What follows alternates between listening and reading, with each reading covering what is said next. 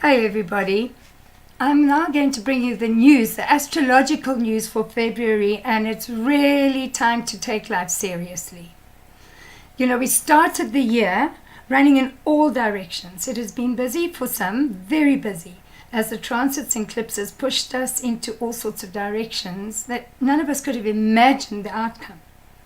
This month brings in a bit of order, still unsettled, but unsettled in a good and productive way. We need to approach this month with a calm and sober, reflective attitude. Last month exposed us to certain realities and how idealism in some cases was just an illusion. This is a good thing because we can now focus on what is real and become far more productive. The sun is our vital force. Sun signs. Whichever sun sign we're in. For example, if you are in Aries, your vital force is to pioneer. But anyway, back to the newsletter. So the sun is our vital force, and when it is in Aquarius, this force is innovative and group orientated. We cannot get through life and be productive alone. We need others to complete our dreams. Dreams are good. It is through an idea or a notion that innovative thought patterns are formed. This Aquarius sun gives us the energy and motivation to try new adventures and to achieve growth. Saturn and Neptune are in a positive aspect. And like all combinations of Saturn and Neptune, it is time to take life seriously. Life will not be lighthearted. Rather, life will take us on a path that will enable us to break through limits, often self-imposed limits, and have a better understanding of the realities in life and the way forward. If you are realistic in what you're doing and put impatience aside, you will find you are able to come closer to achieving the goals and ideals you have set yourself. Believe strongly in what you want to do or are doing. This way you'll be able to put in the work even if you get very little credit from others for what you're doing. After all, it should not be all about them or all about you, but about growth for the greater good. This is a month where devoting selflessly to any task and accepting the role others play in helping, egotism and individual forces will not go down well. Be aware of the fact that should you be inclined to take your actions too seriously, it can be seen to others as a covert form of egotism. So yes, take life seriously, but not over the top. Like with everything, you need to do things in balance. Now, patience, honesty to self and others, as well as acceptance to the situations you found yourself immersed in, will make your actions and reactions more productive. You need to give yourself the time to accept the truth of your vision. This will bring about clarity and an understanding that you can put in the right mind to deal with current and future decisions. So get into the right mind. This is not a time for ego involvement activities. You may find yourself more involved for altruistic activities, thinking of others before yourself. It is through devoting your time and ideas selflessly to certain activities and movements that will help you bring your ideas to reality. Once again, not doing it by yourself, taking it seriously, working with others. Saturn is sextile to Neptune. This is why this is happening. And this is wonderful as Saturn's structured and practical energy blends in with Neptune's idealism. We can literally bring structure to our dream as long as there is validity to them and they have a logical expression. We still have Mars in Aries, a pioneering, fast-forward, action-driven energy. This is good, as this is what we need to touch us into a better direction. Mid-February, this fiery Mars in Aries will change sign, and we may feel our energy depleting. We will feel tired and worn down. And this is not surprising, as Mars changes sign. Mars goes into Taurus. And when a planet changes sign, it does create an unsettled feeling as the energy of the planet shifts its nature and direction. Mars in Taurus goes from fast forward to complete stop. On the 15th this happens. It becomes a time where persistence and patience comes into play. We begin to understand that sharing needs to be cultivated, and we start to rethink our values and how they can affect others. Now, Mars is individual. Mars wants to do its own thing when and how it wishes. It doesn't take other people's feelings into consideration. In Taurus, it needs to be practical and realize there's more than one. I have to actually be practical about just going ahead. There is a warning, though, when Mars is in Taurus. We need to be less possessive of our possessions and our resources. We need to avoid holding on to skills that can help and benefit others. And we need to control jealous feelings about other people's achievements. Be in awe of their achievements. See how the achievements can help you and others. That's how we need to be. When Mars is in Taurus, any hidden artistic and craftsmanships will be stimulated, such as gardening and cooking for pleasure. This will help to clear and unclutter your thoughts. And, when life is serious and practical like it is at the moment, what this will do is will just take you away. Taurus energy is about beauty, it's about form, it's about color, it's about music. So we need to take time to simply enjoy beauty in all forms. This is enhanced when Mars is in Taurus. Venus, our planet of desire, is in Capricorn, which will put back our desires, which will pull back our desires for everything and anything we want. Our desire will become more practical, and we might find that it is necessary to take a disciplined stance on our spending habits.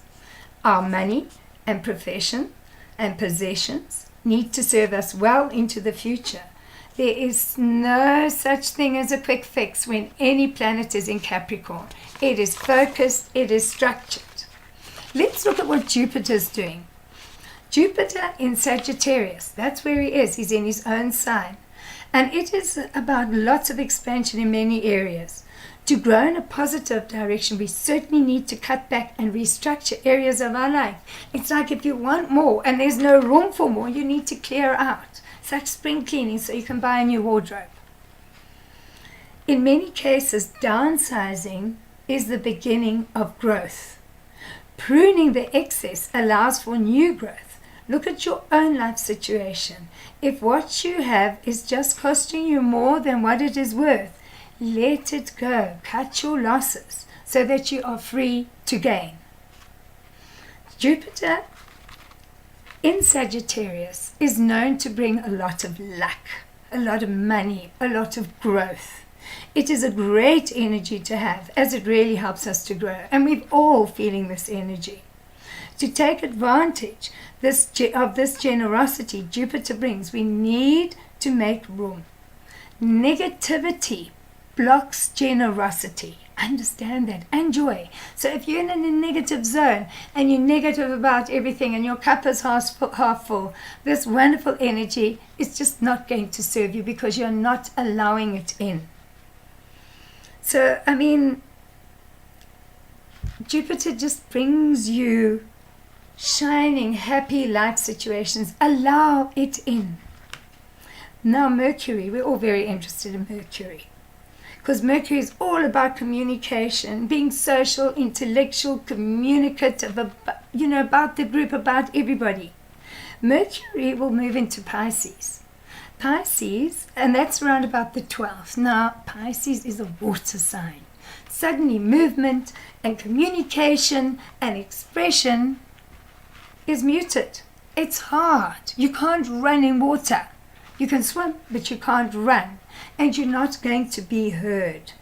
So it's a time for reflection, a time to be quiet and listen to the universal lessons.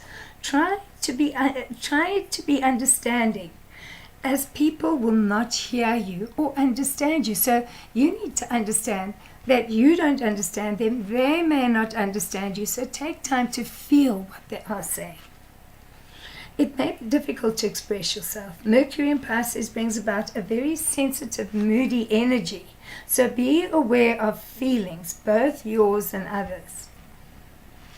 As for the movement of Mercury, as I said, it is time where there is a strong dislike of being tied down, because now Mercury is in a flowing water sign, likes movement. So suddenly Mercury gets fins and starts moving around. And if you try and tie it down, it acts like a fish. And you're trying to yank it out the water, it will fight back.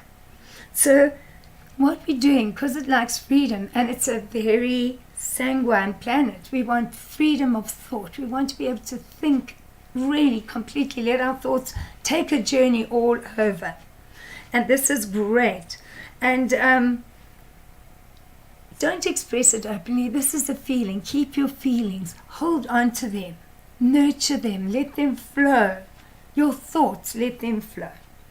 What Mercury in Pisces does bring, it brings about the poet. It brings about the author, as well as a deep appreciation for, once again, music and beautiful things. We may even see the emergence of some excellent music that we really need to soothe our souls.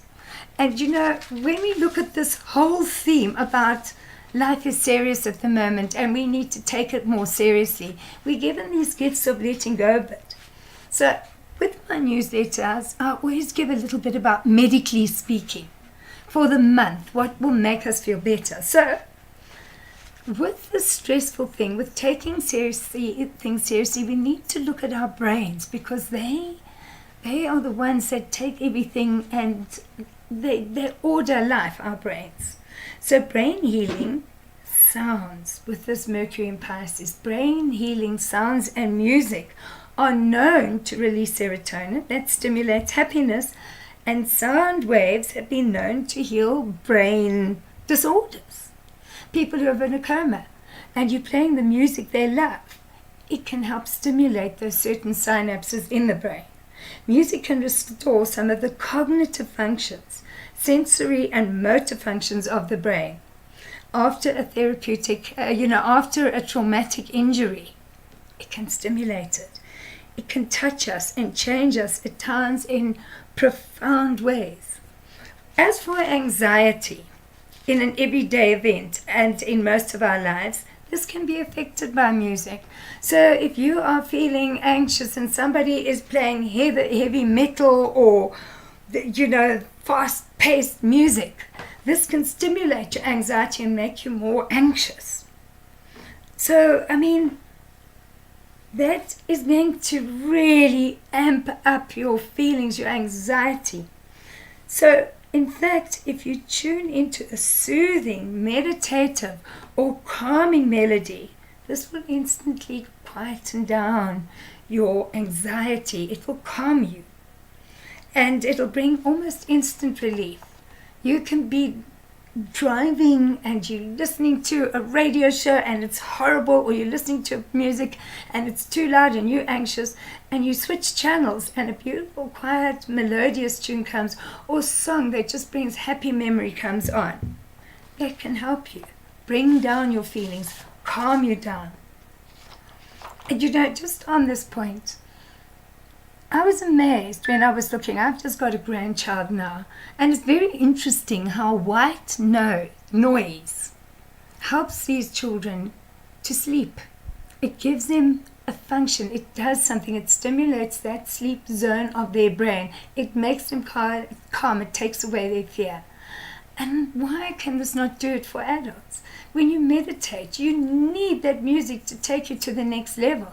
Sometimes simply the quiet song of a bird can do it. So if you are working on your computer, you can actually download music that can support you, can be there and help you. So I would say if you're working on the music, quietly have that in the background, and it's amazing how well you will work. So, on that night, life is serious.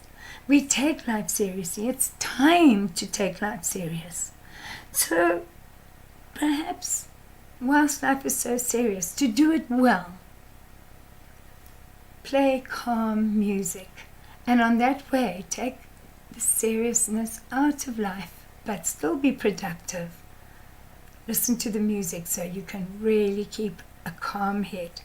Thank you for listening to me. The next newsletter I will be presenting in March. Bye.